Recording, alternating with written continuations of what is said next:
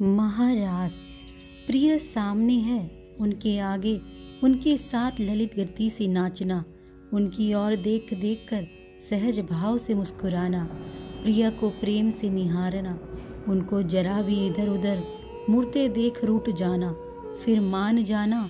मान इसलिए जाना क्योंकि अभी उन्होंने हाथ जोड़ लिए हैं हमें मनाने के लिए। जैसे जैसे वे विहरें वैसे वैसे उनकी छाया बनकर विहरना, अपने होश खो देना।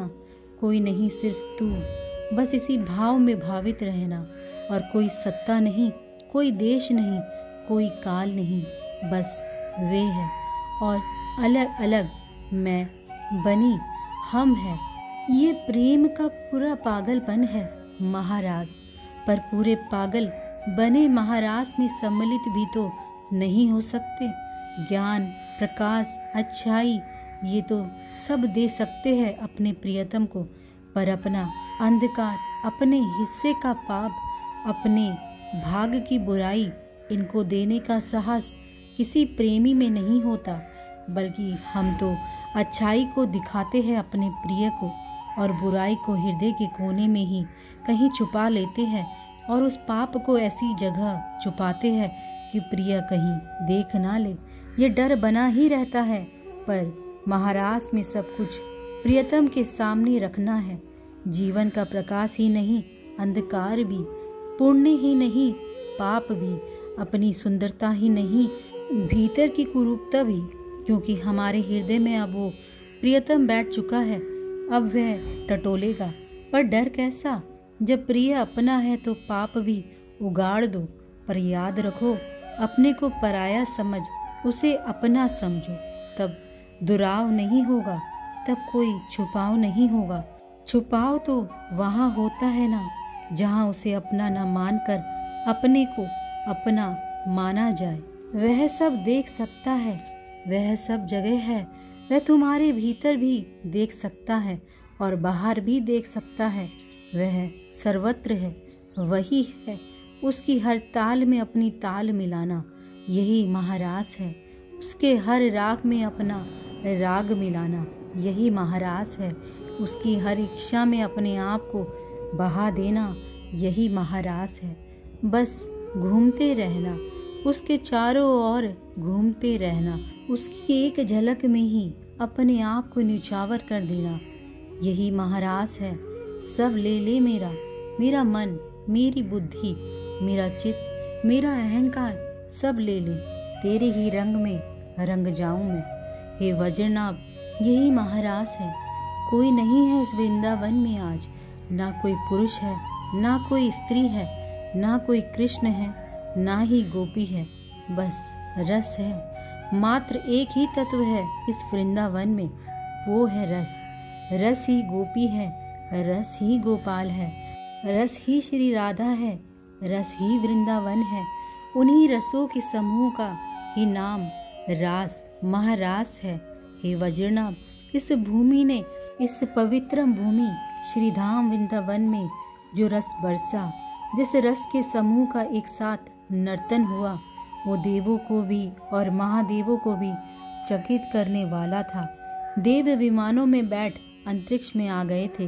वह सब अकेले नहीं थे, उनकी पत्नियां भी साथ में थी।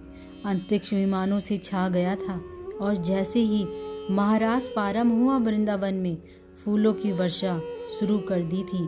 देवों ने, गंधर्वों ने वाद संभाले थे।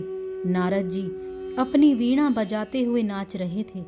हाँ, अप्सराओं ने गोपियों की नकल करनी चाही नृत्य में, पर कहाँ ये गोपियाँ जो भोग विलास से दूर, मात्र विशुद्ध प्रेम की दीवानी, और कहाँ ये स्वर्ग की अप्सराएं जिनका उद्देश्य ही भोग में लिप्त रहना है। कोई बराबरी ही नहीं थी इन दोनों में। इंद्र पत्नी ने अप्सराओं को बिठा दिया। भद्दा लग रहा है तुम्हारा नाचना। कहाँ ये देहातीत गोपियाँ और कहाँ तुम? अप्सराएं बैठ गई। श्रीधाम वृंदावन में महारास चल रहा है। कृष्ण ने स्पर्श किया गोपियों को, बस उन मुरली मनोहर का स्पर्श पाते ही, सानिध्य मिलते ही गोपियों की पदगति तीव्र से तीव्रतम होती गई। मध्य में राशेश्वर श्याम सुंदर अपनी श्री जी के साथ नाच रहे हैं। इतना ही नहीं, बांसुरी भी बजा रहे हैं और गा भी रहे हैं।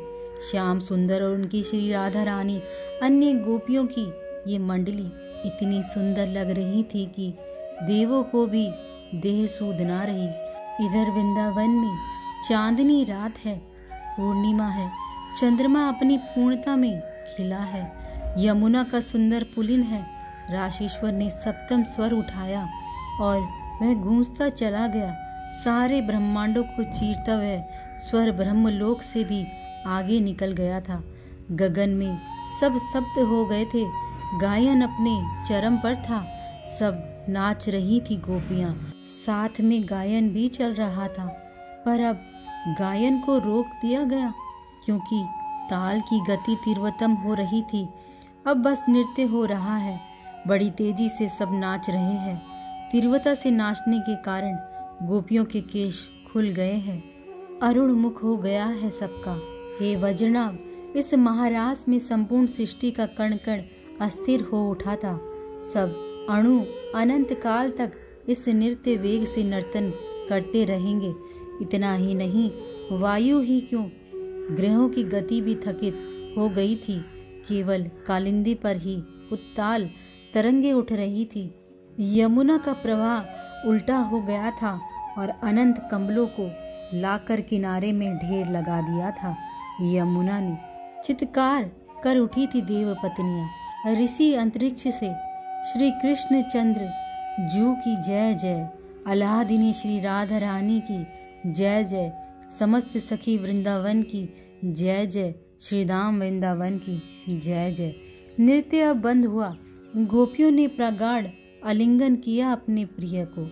हे वज्रनाभ, गोपियों से अब श्याम सुंदर ने कहा, तुम लोग अपने घर जाओ। पर हमारे घर वाले? गोपियों ने मना किया, नहीं, उन्हें कुछ पता नहीं है। उन्हें लग रहा है तुम उन्हीं के पास हो, इसीलिए निश्चित होकर तुम जाओ। गोपियों को बड़े प्रेम से कृष्ण ने कहा।